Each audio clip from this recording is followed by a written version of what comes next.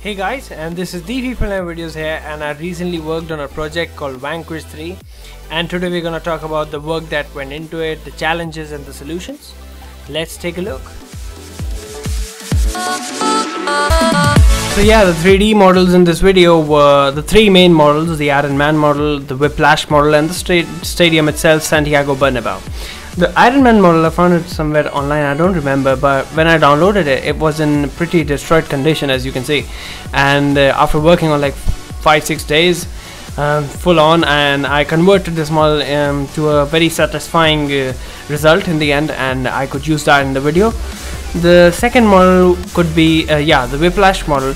That model was quite difficult to work on, firstly because of the whips that it has, and there's no reference material online. You only have some photos from the movies and all, that's all.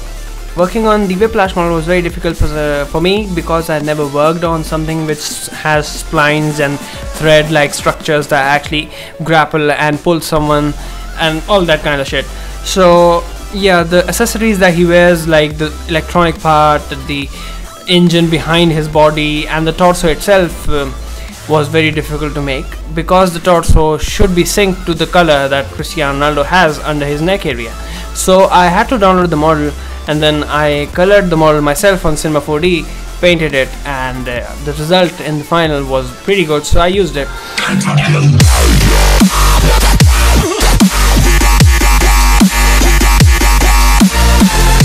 Then the third model was the Santiago Bernabeu model, which is very complex model. You have like many textures, many polys in that. You have full crowd animations, excited crowd, all kinds of shit. You have flags, cameramans, and everything. So that was very heavy model, 500-600 MBs of a save file, I remember, but it was very heavy. And in the end you had all those tungsten lights and stadium lights that could light up the Iron Man, and the Iron Man was shining as much as it could, so it was pretty good in the end. The animation in this video was quite heavy as well, and it was very difficult to work on it.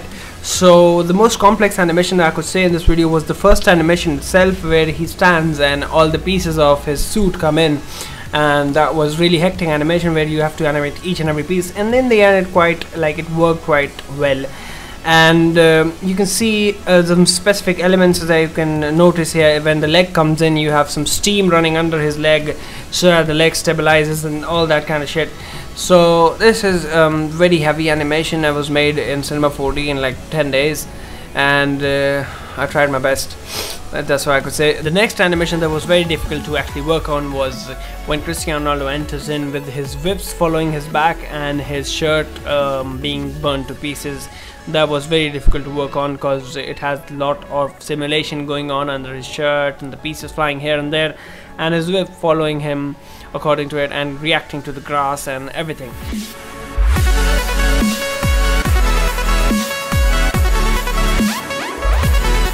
The animation process that I followed in this video was pretty simple and straightforward. I looked for some reference material online, and I could find something in the movies, and I knew what I was going to make.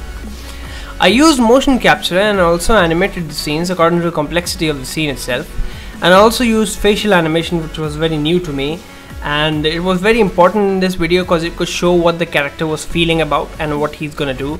So I had to rig the pieces from start to finish, the faces and all, with all those facial rigs that you have, like 42 poses that a human face can generate, and I could use them anywhere I want.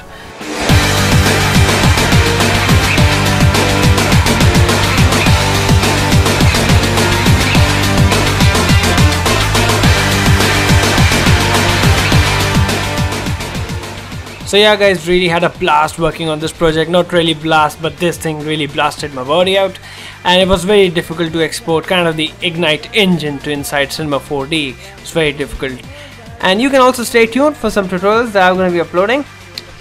Yes, bye bye, peace.